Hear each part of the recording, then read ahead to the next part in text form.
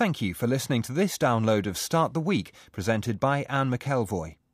The one feminist book I recall my mother reading when I was a teenager was Betty Friedan's The Feminine Mystique. It railed against enforced housewifery, Freud and penis envy, and the domestic stereotypes being peddled by advertisers in women's magazines. Well, 50 years after this mighty j'accuse, today's feminism has different quandaries. For all the progress women have made in the workplace, for instance, a clutch of recent news stories suggests that unwelcome sexual advances can still mar women's careers. And when we're encouraged to grab a quick Botox to hold back the years, where does the quest for ageless beauty leave the aspiration of feminist thinkers like Mary Wollstonecraft in the 18th century that women should flee the gilded cage of mere lookism?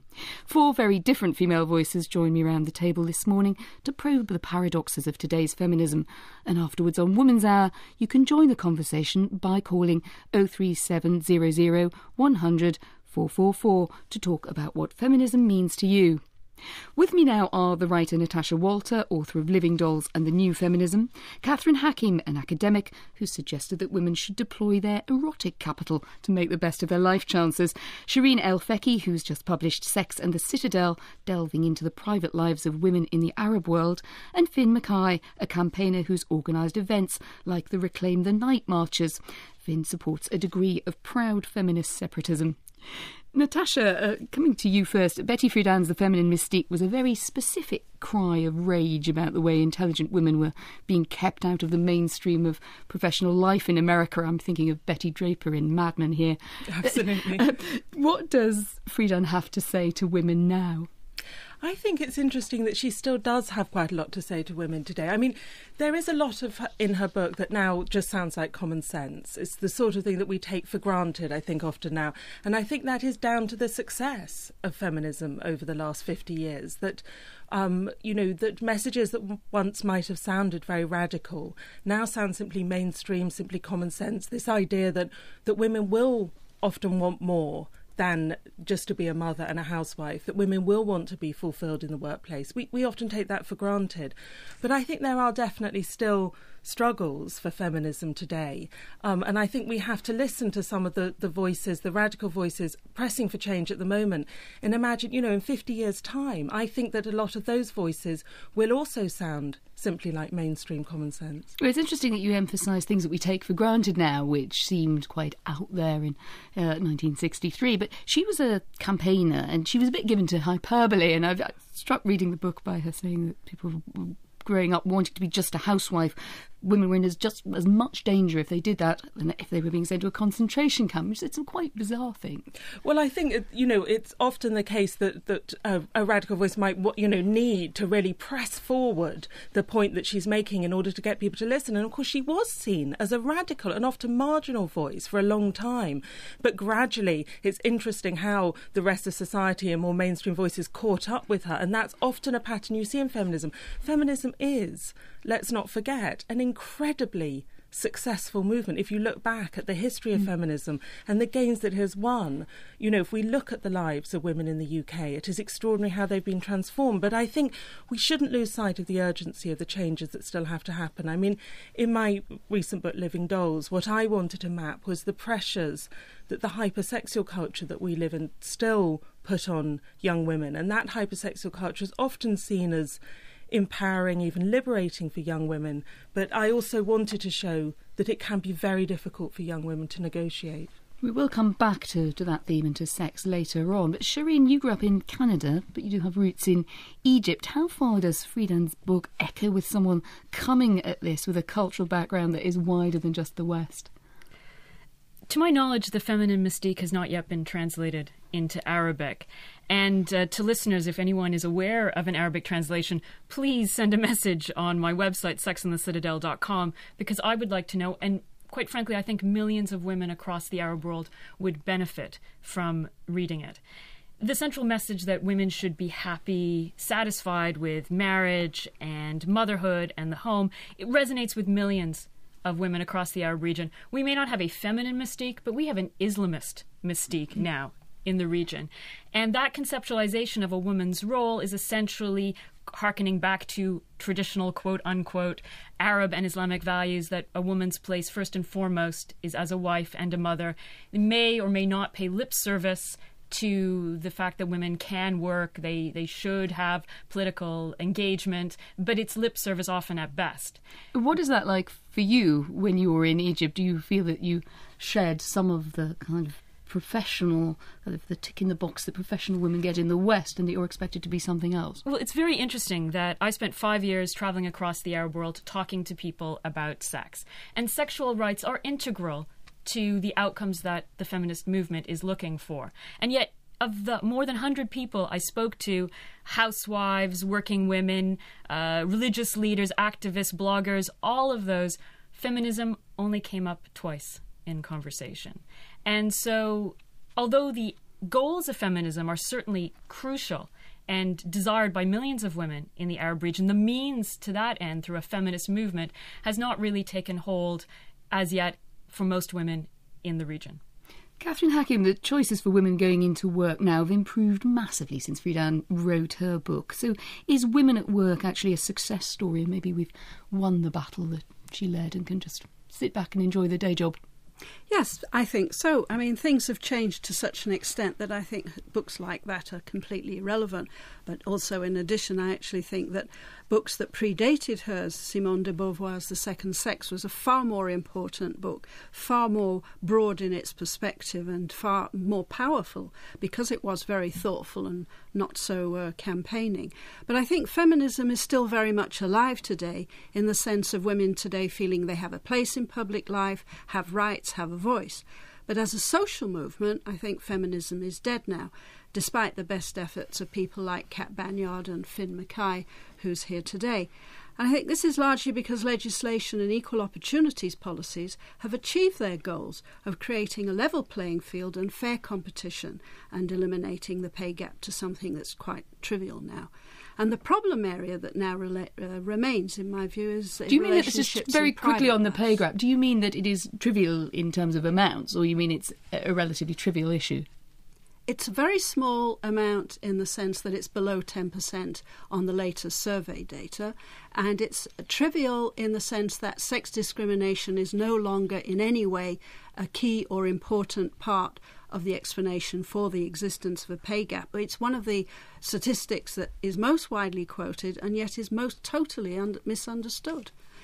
And I think that the key issues now are not in public life and the workplace, which I think we have more or less sorted out through legislation and through equal opportunities policies, a fair playing field. But the key issues now are for private relationships. And in my last two books, one on erotic capital, but the other one on internet dating and playfares, looks at private relationships. And in Honey Money and in the new rules, I show that even when women have an advantage over men, they often fail to see it and fail to use it. We're going to come back to erotic capital a little later. Finn Mackay, looking rather lively, sitting at the table, not at all dead, but is there some truth there that feminism is a sort of waning attraction as an idea? Quite the opposite. I think that was a narrative that was alive throughout the 1990s in particular, but it's broadly accepted that since the early 2000s, there has been a resurgence of feminism and feminist activism across the UK, and a resurgence of visible feminist activism back on the streets again in a movement largely led by young women. 2010 alone saw around 5 books published on contemporary British feminism. There are over 80 new feminist groups. Reclaim the Night marches are happening again in towns and cities across the country. Something is afoot. Feminism has come back, and I think that is a good news story. We're talking here just at the moment about work, and one of the signs of that perhaps are things like the big push for women on boards and making subjects like that part of the public debate to a greater degree. Is that the right way to go, or is it just pandering to career ambitions of a few ambitious women? Well, I think most women have career ambitions and they have an outlook of how they want their life to be. And I think that some of the issues that were in Betty Friedan's book are still very live issues around contraception and abortion, for example. We have religious fundamentalists campaigning outside abortion clinics and contraception offices, trying to put women off and make them feel shamed and guilty about their choices. Those sort of things are still live issues. Childcare is still very expensive. I think women still struggle to find a way to have a family and a career, and they know that they can do that and that the right to do that is there, but that doesn't mean that it's easy. And I think there are still difficulties. Equal pay is a massive issue. The idea that you can be paid less than a male colleague for equal work simply because of your sex is an absolute outrage and is an indication of inequality in this country and everywhere else that the pay gap remains. I think we have to recognise that equal pay for the same job has been eliminated an awful long time ago. The pay gap, which is often misunderstood... You mean unequal pay for the same job?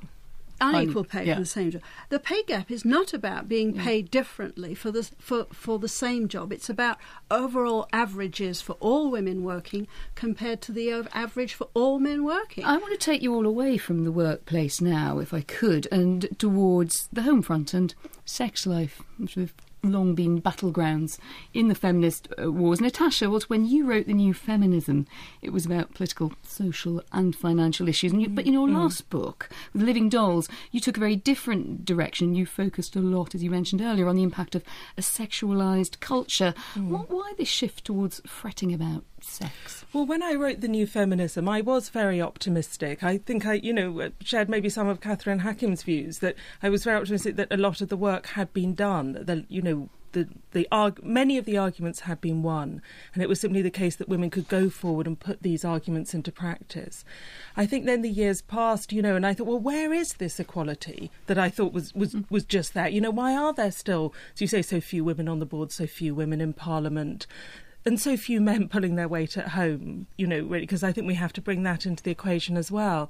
And my feeling was that there was still a lot of work to be done on people's attitudes, expectations, the sort of sexism that is often unconscious, the assumptions that are socialised into us. And I wanted to look at that and at the pressures, as you say, of the hypersexual culture, which so often seems to be encouraging young women to believe that they've kind of failed in life if they aren't living up to this very narrow image of what it is to be sexually attractive. Whereas Betty Friedan was looking at a sort of hyper-feminine ideal, the woman feeling she'd failed if she wasn't the perfect wife and mother. Now I think we have a different ideal that's also very restrictive to young women, that you've failed if you haven't moulded yourself to this very, very sexy image. And, before we go further, I just want to say this isn't some kind of anti-sex message at all. I think feminism is often unfairly caricatured, that if we are talking about the problems that the mainstreaming of pornography has, or the growing acceptability of sex work and so on, if we're talking about the problems that throws up, that isn't about saying that we don't believe that women shouldn't have liberated, emancipated sex lives. On the contrary, we want young women to be able to live their sex lives freer of those pressures. Catherine Hackim, is it anti-sex? Yes, absolutely. What's interesting is in the reaction to my book on erotic capital is that in the Anglo-Saxon countries, UK and USA, there's been this totally negative, hysterical, particularly from women, reaction. Totally negative. This is about sex, about sexuality, about women investing in erotic capital, which is rubbish. I point out in the book that men make more money from being attractive than women do, and that's why women should... You might just have to tell us what erotic capital is, just so we can check whether we've got it or not. It's a combination of physical and social attractiveness, which is becoming much more important in the 21st century. One way of describing it is this hypersexualised culture, but that's not what it's about. Film stars make more money because they're attractive, as well as hopefully having some acting skills. But the key point is that in Hollywood, male film stars are earning double at the top of the scale. They're earning double what the top female Hollywood stars. Do you think that's to do with sexism, Catherine, rather than... Because obviously their female stars, comrades, may be just as good looking as them. Do you think that's an example of a pay gap, perhaps? I don't. That is an example of men knowing how to exploit their erotic capital better than women. One of the most important books published recently is a book called Women Don't Ask. And my book on erotic capital is partly saying women need to learn how to negotiate, how to bargain. And the book on the new rules is also saying the same thing. In private life, but also in public life, in the workplace, women need to know how to ask, how to bargain, and how to negotiate. Come in on that point about Hollywood. I mean, I was very struck watching the last Oscars. How much I long to see women represented in Hollywood, not just as the beautiful new young actress taking that Oscar. I want to see them winning the plaudits as directors, as editors, as writers as well. And I think that was a message that came over so strongly when I was researching my book Living Dolls, that young women want to be valued for their voices, their talents, their experience, as well as their looks. Just because, to dig in just for one more point on erotic capital, would your living dolls, the women that you're writing about and criticising really this sort of sexualised world that you feel that they're now growing up in, using their erotic capital and being more in control of how they project that, would that be the answer for young women now? I don't think that would be the full answer. I mean, I was also very struck when I talked to women who'd gone into sex work thinking that it was going to be something that they could control, you know, something that they'd sort of bought this idea that it could be empowering or liberating, and then really found that it wasn't, you know, that it was exploitative, that they found it very problematic. And I think we have to, you know, move away from this idea that women can be, you know, find their value in society purely through their sexual allure. Let's hear a bit from a different society. Shireen, your new book, Sex and the Citadel, Intimate Life in a Changing Arab World, you put sex very much centre stage in that inquiry, and you bring out this paradox in which Islamic religion has never been as prudish as Christianity historically, and yet the wives of women are so heavily constrained today. Yes, and what's interesting is that very often, as I've said, the Islamist mystique, when men in particular try to impose these restrictions on women, they will argue traditional Islamic values. But the essence of Islam is not anti-sex. Islam recognizes the power of sex. What it tries to do is to channel it into certain arrangements to control that power. What is interesting in the long history of writing about sex in Islam is that women are seen as having much more powerful sex drives than men. And I think this goes some way to explaining the development and the power of the patriarchy, the desire to control women. And it's reflected in the long history of writing about impotence. You know, centuries and centuries of concerns about men being able to satisfy and therefore control women. And you see it today in the popularity of Viagra sales, which are very common in Egypt, a common wedding gift. The fear that men will not be able to perform on the wedding night. I just wanted to pick up 2 points that have come up in discussion, because you've been talking about the pay gap. And I think it's important to realize that for women in the Arab world, we actually have a work gap. Only 25% of women across the Arab region have jobs. And if they can't work for a variety of reasons, then that's a huge problem for them, and it reflects on their ability, their sexual rights, quite frankly, to negotiate within marriage. I met many women, for example, who were in unhappy, abusive marriages, sexually abusive as well, yet they were unable to leave. Although there is a provision in Egypt that allows women to unilaterally divorce. It's called khula. But they were not able to exercise it because they simply couldn't afford some of the financial ramifications of that. And just sort of going back, that actually does take us back to Friedan's point, albeit in a context that you're now talking about in the Arab world today. Because Betty Friedan also spoke about the importance of education for women. And what's very interesting, and the paradox in the Arab world, is that women are increasingly educated. We have very high literacy rates for women in most parts of the region. And in some places, like United Arab Emirates, there are actually more women in university than men. And yet that is not translating into jobs. And so there is this real But it's not translating into active feminism either, is it? No, I disagree with that, because this is picking up on Finn's point. The old structures, the old-style women's rights groups have a real problem in the Arab world because they are seen as disconnected from from everyday lives of women. They are seen as also in hoc to state feminism. And so if you look at the Mubarak regime, for example, under the aegis of the First Lady, a number of laws were passed. For example, raising the age of marriage for men and women to 18, which are actually progressive for women's rights. And yet, because the regime was seen as in hoc to the West, and also autocratic and unrepresentative of people's interests, those laws didn't take hold. What's interesting is that there is now a new women's movement. Young women, a small number of groups like Nasaweya, which actually means feminism, by the way, in Arabic, a group in Lebanon, a group called Nazra in Egypt. These are small, sparky groups. And what's interesting is that they're not shying away from issues of sexuality as some of the mainstream groups are. And just to give you one example, the internet is now linking new women. So there is this website called Intifadat al-Mar'a, the Uprising of Arab Women. It has over 100,000 people active on it. And they are tackling sexual issues, now not up front. I mean, there are limits. They're testing the waters. But on that site, I saw the other day a posting which says, "My hymen is not your business." That is radical statement. That is a radical statement for the Arab world. Well, indeed. Finn, it would be unfair, I think, not to acknowledge that for some people feminism is associated with a certain sort of joylessness. Indeed, there's a very lively passage in Catherine's book when she says it's become defensive, joyless, and rails against feminist seminars for being depressing. You're an Anglo-Saxon feminist. No fun, no sex? Well, I think, as Natasha said, we do need to address this myth that feminism is anti-sex. And when we use language, when we're talking about the so-called sexualised culture, what we're actually talking about is sexual objectification. Sex is not the problem. Indeed, it was one of the original 7 demands of the 1970s second wave women's liberation movement in this country, that a woman had a right to define and express and explore her own sexuality, a demand agreed in 1975.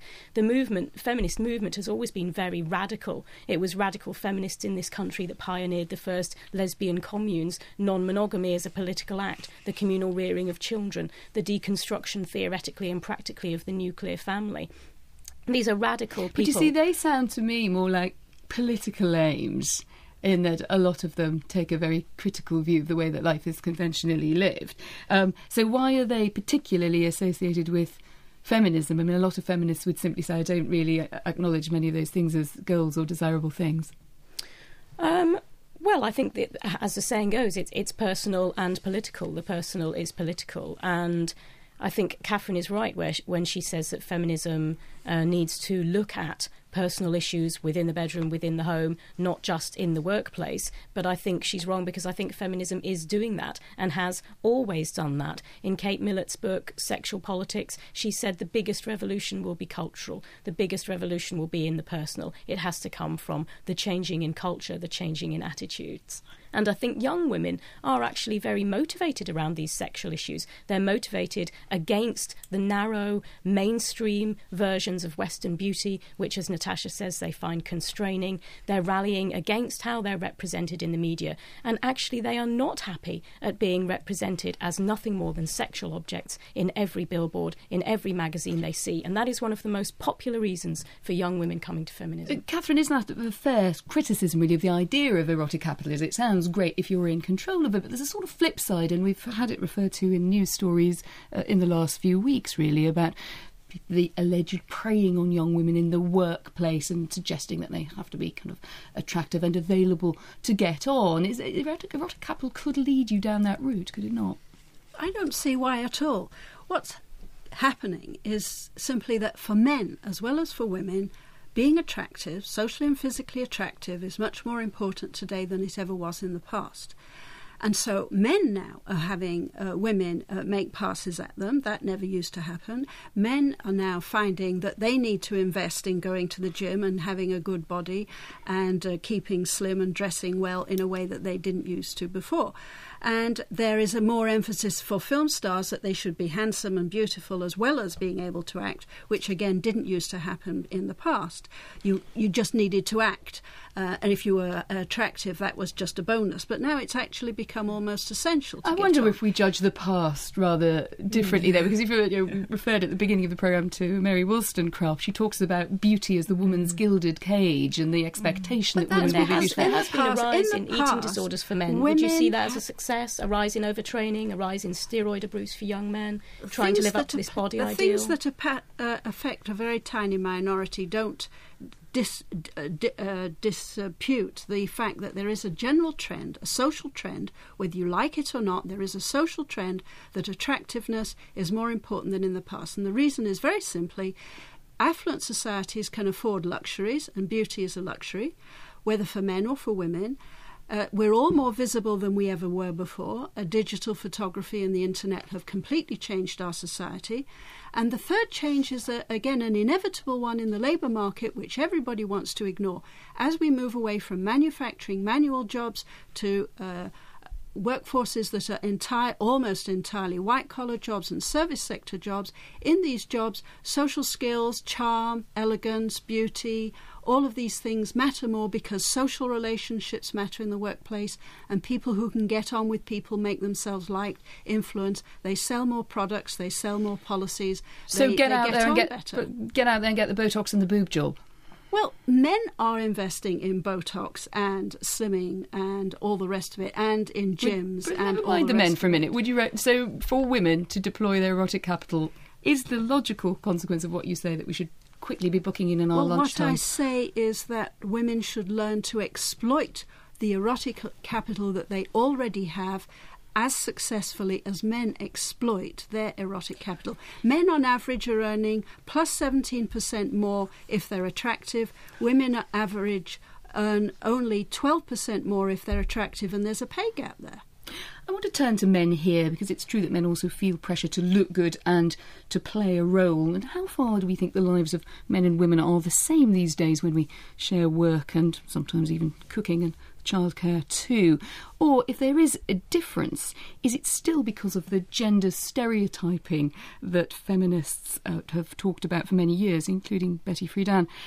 Natasha, what do you think? Is there still a determinism about these gender roles? Absolutely. I mean, that's the other issue that I look at in the book Living Dolls, the determinism that I think still encourages people to believe that women are just going to behave one way and men another, not because of socialisation or conditioning, but because of just the biological makeup, the genes and hormones that divide us.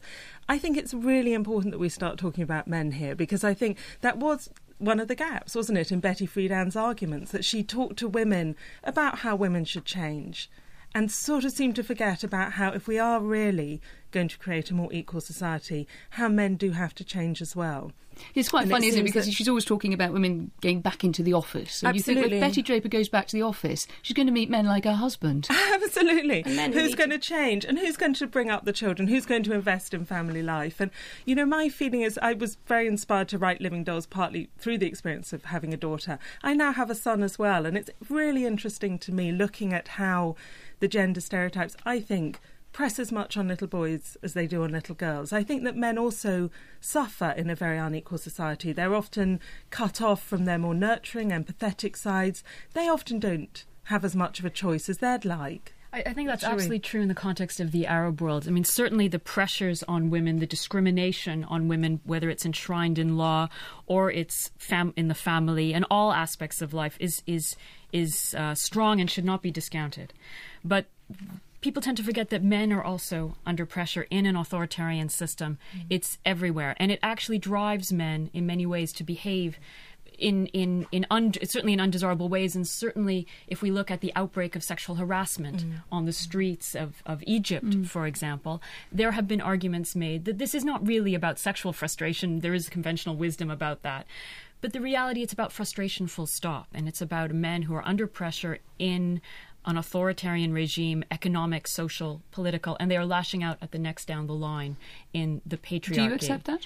I think there's an element of truth to that, because my experience is when I was in Tahrir Square and there was a sense of purpose when we were fighting the system, then men made way for us. We could walk. They helped us when the tear gas was coming. They were listening to us. I mean, that was a really empowering experience. Now, the challenge for Egypt and across the Arab region and the countries that are undergoing these uprisings is how do we take that moment of solidarity between men and women, but also between the classes, between the generations, and how do we transplant that into everyday work life, political life, and family life? And that is often the story in revolutions, is when women will fight alongside the men side by side, and then how to ensure that men don't then sell women down the river when the revolution or the fervour of that revolution comes to its original end. But you have raised the P word, patriarchy, which I think, to quote from Friedan, is perhaps today's problem with no name. We don't talk about men often enough, either in how they are affected by patriarchy and how not all men are equal within patriarchy, but also that men are obviously and necessarily going to have to give up some of their power in order for us to move towards a more socially just world. We live in a male supremacist culture. We live in a patriarchy. If men don't like it, then enough men need to join together, change it, relinquish some of their power. And there is no notion that this is going to be easy. This is, of course, the longest revolution. But I think, Finn, one of the key points in the Arab region is that we need to understand, what do men want? I mean, we don't have a great sense of what men want in family life in the Arab world. We only conceptualize them as part of the patriarchal problem. We don't see them yet as part of the solution because there aren't really the structures to engage them. Finn, can I just dig a bit into what you want? I mean, you quite like the idea of some areas of separate activity and political separatism. Some people think this is a bit of a throwback, but you think it's useful now. Well, I'm interested Why? that you use that word, because I've never applied that word. Separatism is a political practice, with a history, with a school of thought. It applies to a particular case. If you're talking about women-only political space and the right of all oppressed groups to political self-organisation, then yes, I do support that. And I also support mixed social movements, and indeed I'm involved in many mixed social movements. But women should have a right to join together in their own spaces. Sure, but you used the term male supremacy, and some men listening might think it doesn't feel like that to me. I wonder why. Would they like to look at the government where there's an almost 80% male parliament? Is that the same as supremacy? I don't know. Well, but I mean, if you took the idea of sort of male supremacy and said you have to give up some things, then how would you want to make men aim to do that, want to do that? Doesn't sound like it might be in their interests. Well, I think, as people have raised before, I think many men are unhappy with the pressures that they feel in society, living up to very stereotypical gendered ideals, the idea of what's been called hegemonic masculinity, or a very powerful normative example of masculinity in present culture, which most men actually cannot live up to. That is, of course, the definition of an ideal, but are then meant to feel ashamed and guilty when they cannot live up to it. I think men's shame and guilt, and as you said, Shireen, their desire to control and their fear of women's sexuality lead to is partly behind some of the epidemic levels of male violence against women and children that we witness. And for that reason alone, all of us do need to work together to move towards this more socially just world. Catherine? But I think there's another factor, which is the elephant in the room that no one ever wants to really address, even if they're aware of it. The male sex deficit. I know in the Arab world there is this idea that if you don't practice female circumcision, women's sexual desire will be so unbounded they'll be copulating with every stranger that they meet on the street. But that's not the reality. If you look at all the sex surveys carried out around the world, male sexual interest vastly outweighs and exceeds female sexual interest. They're prepared to go spend more money on it, take higher risks for it, and place much more importance on it throughout their life. And in the past, marriage was always men's big trump card in the bargaining with women. And I would argue, and I've particularly looked at this point in the book, the New Rules, which was looking at internet dating and bargaining in that context, that actually women's trump card is still sexuality, which because of... Which, loosely speaking, in that book, you're arguing for being able to take the odd away day from fidelity? I was looking at a situation where there was bargaining, where marriage was not an issue. And in that context, women's big trump card is the fact that men want sex more than women do. And that's a very big argument. That is a trump card that no one wants to accept in the Anglo-Saxon world, but which is completely understood and accepted. Because it's backward and regressive, Catherine. It isn't backward any more than money is backward and regressive. I find it rather worrying when we sort of, in these conversations, sometimes seem to be setting men against women, as though we're always kind of setting it as though our interests are always going to be against one another. That is not what I see day by day. Yes, there is inequality in our society, but I do feel that often, that men often are working with women towards a more equal society. And I think it is, what you were saying, Cherie, I think illustrates that, that because men do feel there is work to be done, I think, in getting to fairer shares in our society. Many men don't feel powerful and as though they are shutting women out. They want to be able to move to a more active role in their family lives. And I think the key to that is going to be education. So certainly how we raise boys and girls and to interact with one another, not just in the classroom, but in the living room. I have a friend, I talk about her in the book, Azza, and her married life illuminated a lot of the problems in sexual life. But one of the key things about Azza is that she has 2 sons and a daughter.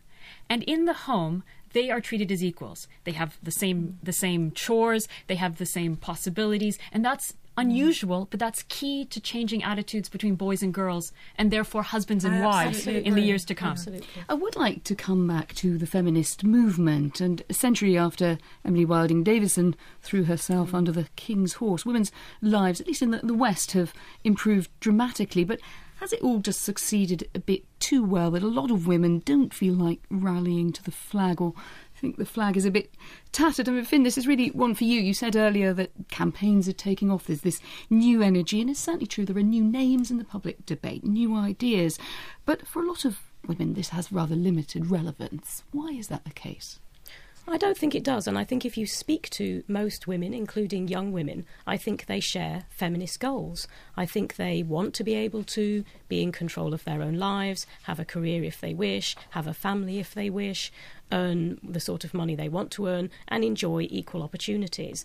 And we have made so many gains that women enjoy today because of feminism, and we have to make sure that we hold on to the gains we've won and indeed gain more for those women who come after us. And I, in fact, around me every day see young women inspired, engaged, politicised through the feminist movement and through that empowering spaces that feminism can provide to young women.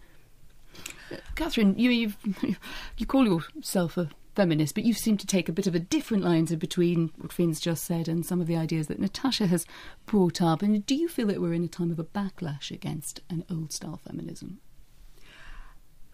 The most visible voice of feminism today is radical feminism, which in my view is just a politically correct, polite term for victim feminism. I think those women who have a grudge for whatever reason in their private life, in their family life, are attracted to it. But the vast majority do feel that they've got a situation where they have choices, where they have opportunities in the labour market, where they, in many women actually, are aware that they have more choices than men today. And those women are not going to be attracted to radical feminism because its emphasis on women as being the victims all the time of society, of men, of whatever.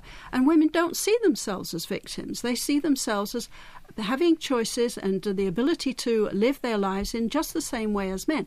The problem that still arises is, as I've argued in both of my books, that women in private life are not very good at negotiating. And if you're no good at negotiating and bargaining and getting a fair deal on arrangements in your private life, you're certainly not going to be very good at negotiating with your employer for a pay rise or a promotion or whatever. It is also possible, isn't it, Natasha, that there are gaps that have gone unfilled. Way back to Betty Friedan's book there, African-American women are notable by their absence. I know you've done, for instance, a lot of of work about refugee women and where they fit into the model, or ethnic minorities.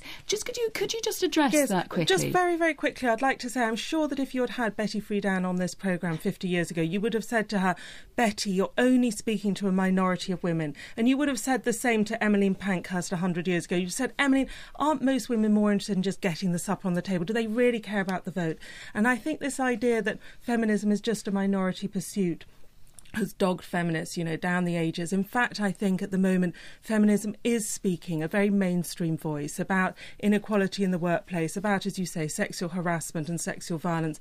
A lot of young women joining in this debate on the internet. But can I just ask you, has it become a bit confused about ethnic minorities along the way? Yes, it is important as well, of course, to work across the borders of culture and class. And often feminists have been very, very bad at this. And I think there's still a lot of work to be done on this. I think Shireen's book is really great, a really important book because of the way that it opens up the lives and voices of Arab women. And we need, obviously, to work more closely across borders. And I think what you said, Shireen, about how feminism imposed from the top is never going to take root. We've got to be working at the grassroots across borders, woman to woman through civil society, and otherwise it's just, we're never going to be able to spring forward. But I think there are some problems that we have to tackle across those borders of class, of culture, borders of countries. And yes, the women I work with, Women for Refugee Women, these are women who've had to cross borders, fleeing extreme violence, issues like trafficking, forced prostitution. And, they need the solidarity of women in other countries. Sure. I agree, absolutely. And I think the key, if we are looking at moving forward in the Arab region, and certainly it's very interesting that people, particularly women who are break the heterosexual mold. It's very interesting. Women who have sex with other women, some of the most effective groups in the region, are actually arguing, we need to look more broadly. So we need to look at what's happening in the wider world. Are there lessons for us to learn? But also, as we push our desire for rights and freedoms forward, we need to look at this in the much broader context of social justice and freedom and dignity, not just for us as women who have sex with other women, or not just for us as women. If we're not achieving this for everyone, how are we going to move forward? Finn, these are very, very big goals which try to unite, the pay gap for someone working in a supermarket with what's going on the Arab streets. Are you optimistic that feminism today can keep up with the rapid technological and geopolitical change? It's quite hard to keep abreast of all of that.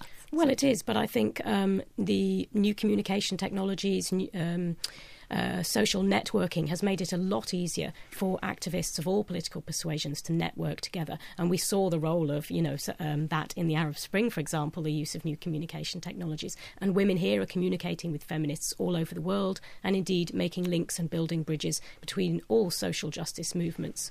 Catherine, what would it take to bring you back into the mainstream family of feminism, or would you say no?